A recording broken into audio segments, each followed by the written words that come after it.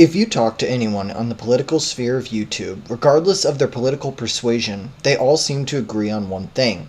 America, as we know it, is doomed. Whether it's Tim Pool's warning of a civil war or Vosh complaining that it's a conservative hellhole and we need to kill the landlords, dissatisfaction seems to be a common thread. But is this the case? Well, only time will tell, but here's what I can say. We deserve to collapse. We truly deserve it. The rampant narcissism, ideological possession, and disregard of any moral or ethical principles in favor of progressive relativism is astonishing. Let's take a look. Let's start with the ridiculous notion of fat acceptance, the notion that obesity and being overweight is healthy. This is apex narcissism, telling everyone that your massive size and your selfish guarantee that you will have complications with blood pressure, diabetes, stroke, heart disease, joint destruction, malaise, and severe mental health issues is perfectly healthy. This is not even absurd. This is evil and narcissistic beyond all delusion.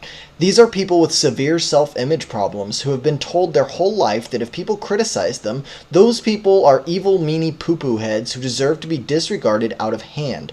Nothing they say and no criticism is valid. Their own feelings and desire to be accepted as normal are overriding the truth.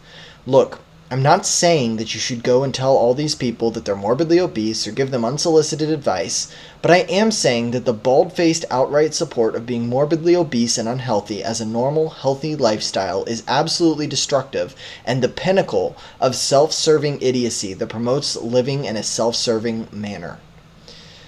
Lesbian, gay, bisexual, and transgender people. Let's get to the point right away. If you want to live your life as a gay, lesbian, bisexual, or transgender person, that's your own business. I have no quarrel with you, and I believe that you deserve the same constitutional rights as the rest of us. But let me be very clear. I don't want to date a trans woman, and I have no interest in gay men. I've been told that this makes me a bigot. Frankly, I don't care. If that makes me a bigot, so be it, but let me say this.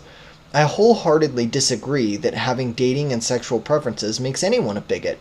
It also does not make me a genital fetishist if I want to be with a woman who identifies with her biological sex. If you disagree, you're fully welcome to go fuck yourself. Beyond this, my dating preferences are none of your business, and yours are none of mine, unless we're thinking of being together. The absolute gall of these activists like Riley Dennis or Vosh to say that not wanting to date a trans person is bigotry. Again, this is apex narcissism. Everyone does not have to want you. Everyone does not have to like you. Everyone does not even have to respect you or even afford you the time of day. What people do have to do is leave you alone, but that's not enough for you.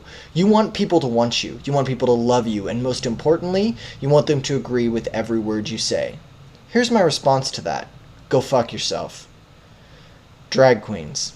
If you had asked me 5 years ago, I would have told you that I could not care less about drag queens. It's an art form, quote unquote, that is unappealing to me.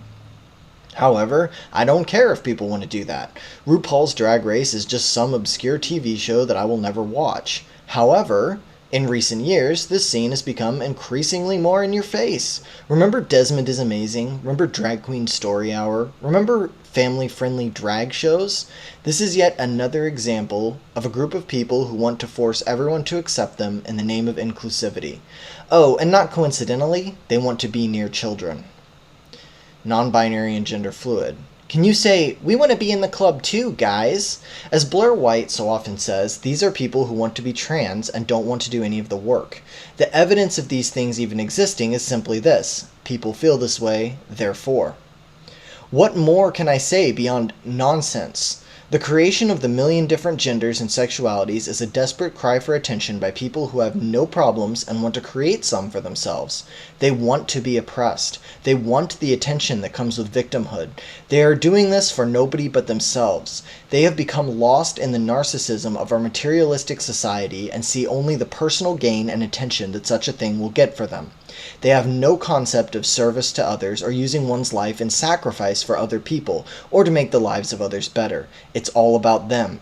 They want to be influencers and celebrities, not doctors or social workers. Continuing on this vein, let's talk about celebrity worship. People want attention and fame, and the worship of celebrities is beyond out of control. People have tied their self-worth to the trends and whims of the celebrities that they follow. Just look at how people follow the vapid, disgusting lives of the Kardashians and others like them.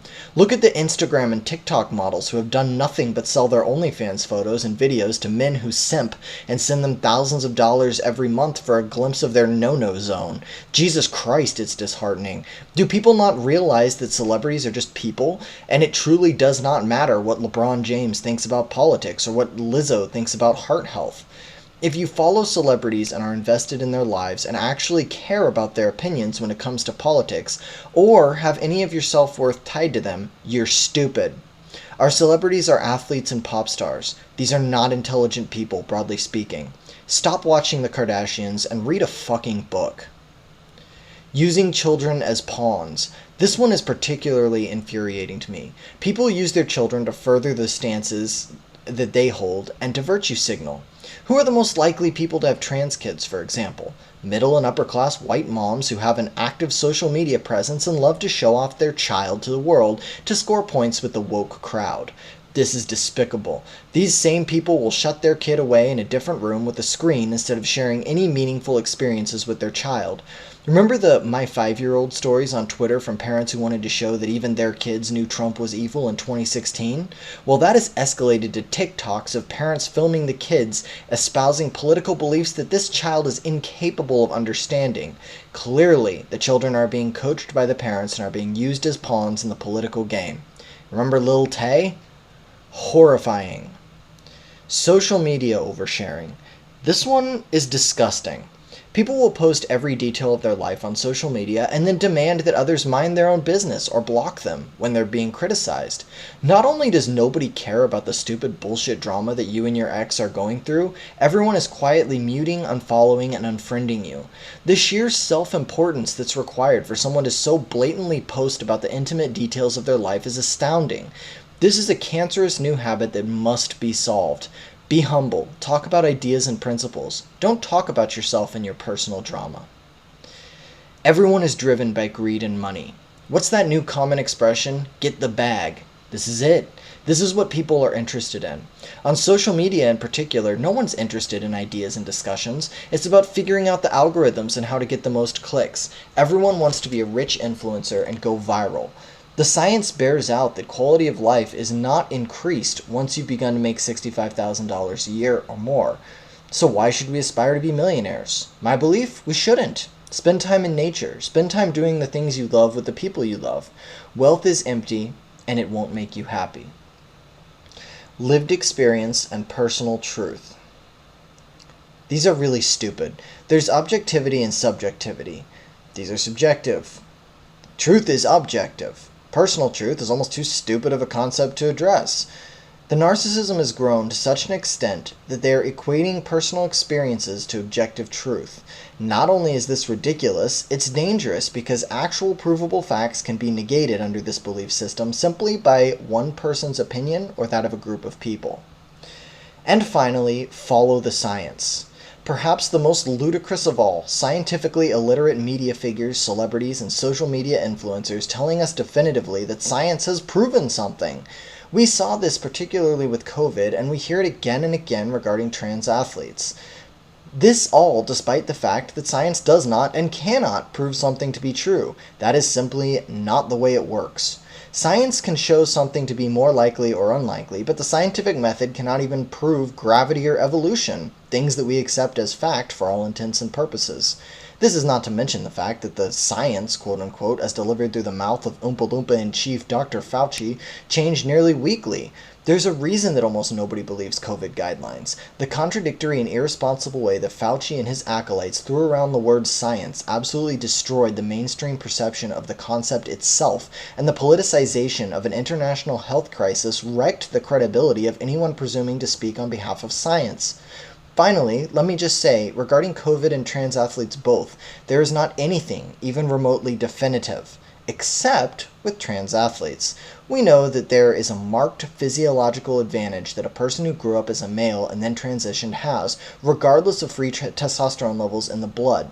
This is an example of science giving us a 99.9% likelihood reading because, as I said before, science does not prove things. Look, I'm not saying that I want America to collapse. I want the opposite, but this is a dire warning to all Americans, left, right, and center. If our character does not change, we will see an epic collapse. It's a call to everyone to change and be more selfless, more productive, and stay the hell away from the trap of trying to become famous or a celebrity or an influencer. Do something meaningful with your life that serves others, and stop trying to make others perform to your own expectations, whims, and ideological idiosyncrasies. You can follow me on Twitter at SeattleiteJ, like, comment, subscribe. Let me know what you thought of this video below, share it with your friends, and I will see you all next time.